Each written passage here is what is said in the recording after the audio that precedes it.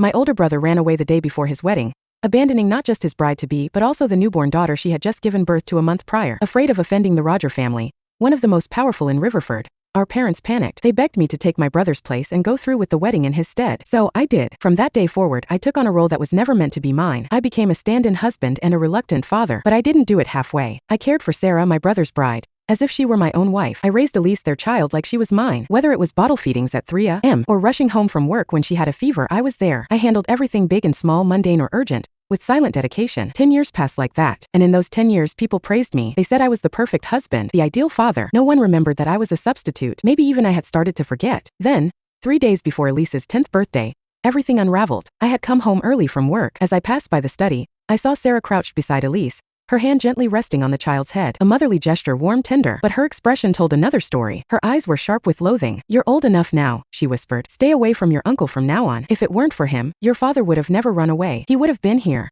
He would have stayed." My breath caught in my throat. She wasn't done. "Don't worry, I've already found your father. Soon, the three of us will be together again." Elise slowly raised her head, her eyes, once so trusting, locked on her mother's with confusion and then comprehension. She looked like something inside her had just snapped into place. So, Dad didn't want me because of Uncle Oliver. That was when they noticed me standing at the doorway. Elise's face twisted in fury. She ran at me with no warning and shoved me hard. My body slammed into the stair railing and I stumbled, falling awkwardly down the last few steps. Pain shot through my ankle. From the top of the stairs, she glared down at me, her small frame trembling. "I hate you. This is all your fault." By nightfall, I had a sprained ankle, a bruised shoulder and a heart that felt like it had been crushed. I limped to the phone, dialed an international number I hadn't touched in a decade. "Professor Murray," I said, my voice low.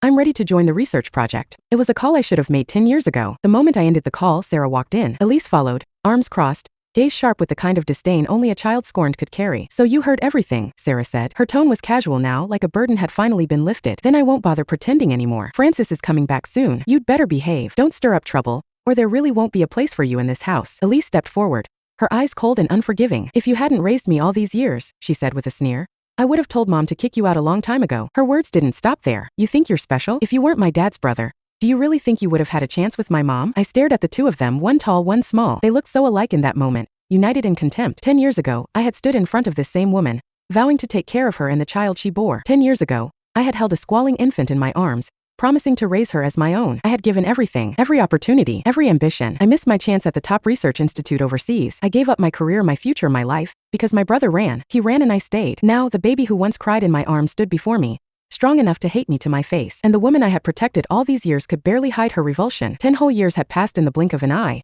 and in a single moment it was as if they had never happened. My throat tightened. I blinked quickly, pushing back the sting rising behind my eyes. My voice came out rough like it had been scraped raw. "Sara," I said softly, "let's get a divorce." She froze. For a second, I thought she hadn't heard me. Then her face contorted like someone had slapped her. Before she could speak, Elise cut in sharply. "Uncle Oliver, is it really that hard for you to accept my dad?" She snapped. "He's not even back yet, and you're already threatening to divorce my mom?" She wasn't finished. "Let me tell you something. No matter what you do, you'll never be half the man my dad is. Everything you've done these past 10 years, it just makes you more pathetic." Her words were sharper than her mother's. Sara's betrayal stung, but Elise's rejection carved straight through bone. I had raised her. I had fed her, taught her, stayed up all night when she had nightmares. And now, before Francis even set foot back in this house, I had already become nothing. My vision blurred again and I could barely steady my breath. My voice, hoarse and quiet, came out once more. "Sara, let's get a divorce." Before the mother and daughter in front of me could respond, a piercing voice snapped from behind. "Oliver, what the hell is wrong with you?" I turned. My parents were here. Elise immediately launched herself into my mother's arms, tears streaming down her cheeks, her voice trembling with practiced outrage. "Grandma, you're finally here. This man stole my dad's place for 10 years. And now, before my real dad even comes back, he wants to divorce my mom. You were right.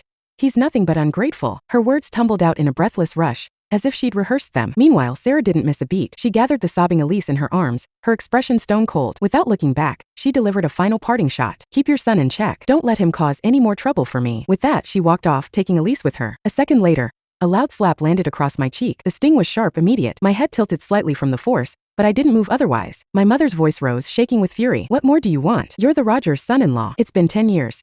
Any resentment you had should have burned out long ago." She jabbed a finger toward me. "You think we don't know you blame us? That you resent having to take your brother's place in that wedding? But what do you think would have happened if you hadn't? Do you think you'd be living the life you are now? If I were you, I'd be kneeling before Sara, begging her not to kick me out." My father stepped forward and pulled her back with a hand on her shoulder. He was calmer, but no less disappointed. "Enough. He's not a child. Say your piece, but don't raise your hand again." Then he turned to me, his gaze heavy with judgment. You don't seem to understand the kind of family the Rogers are. Cole Group would have never grown to where it is without their help. And you, what have you accomplished? You've been married for 10 years and still haven't had a single child with Sara. My mother folded her arms and scoffed. Exactly. All you do is sulk and throw tantrums. Listen to me, Oliver. When it comes to Sara, you have no right to ask for a divorce. Not now, not ever. With that, they both walked away, leaving me alone in the center of the room. I stood in silence, my cheeks still tingling. My bare foot throbbed from the sprain, the ankle red and swollen. The scent of medicinal spray still lingered in the air, pungent, bitter, clinging to the back of my throat. And yet, from the moment my parents arrived until the moment they left, neither of them asked about it. Not a single glance. All they cared about was Sara, the marriage, the Rogers, their own reputation. This scene, this ugly, suffocating farce had played out before, and every time,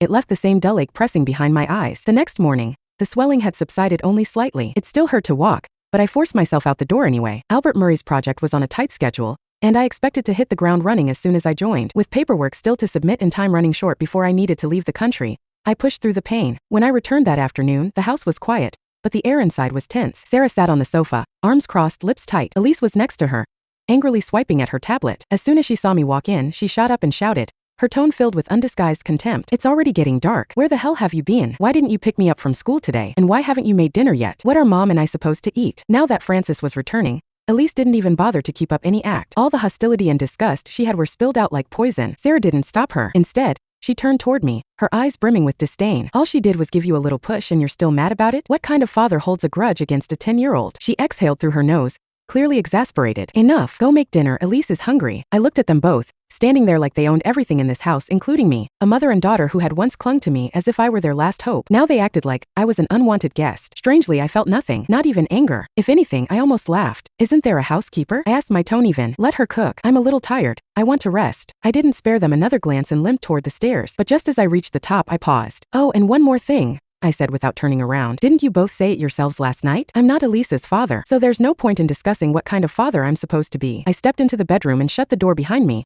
but the silence barely lasted a second. Elise burst in, her voice shrill with fury. Do you really think throwing a tantrum will scare us? That, Mom, and I will suddenly stop Dad from coming back because of you. She stormed to the wardrobe and began yanking out my clothes, throwing them to the floor with wild abandon. You're dreaming, she shouted, her face flushed with rage, eyes brimming with tears of anger rather than sorrow. She didn't stop there. After scattering my clothes, she dashed into the bathroom and returned holding an eyebrow razor. Without hesitation, she slashed at my shirts, blade after blade, muttering curses between clenched teeth. You think just because you raised me, I owe you something? You eat our food, wear our clothes and still dare show attitude. She raised her voice further, the words seething through gritted teeth. You think you're so great, right? Then don't wear what Mom bought you. Don't eat the food from this house. Just get out. Get out. Her little body trembled from the force of her rage, her hands cutting wildly as if trying to erase every trace of me. I stood still, watching her without saying a word. My fingers curled slightly at my sides, but I made no move to stop her. Gradually, her furious face began to blur in my vision, overlapping with the soft, helpless face of a baby from 10 years ago. The first time I walked into this house, she had been wailing in the nanny's arms. I rushed over instinctively and scooped her up. She had gone quiet the moment she touched my chest. Her tiny head leaned into me like I was her whole world. Sara had stood beside me that day,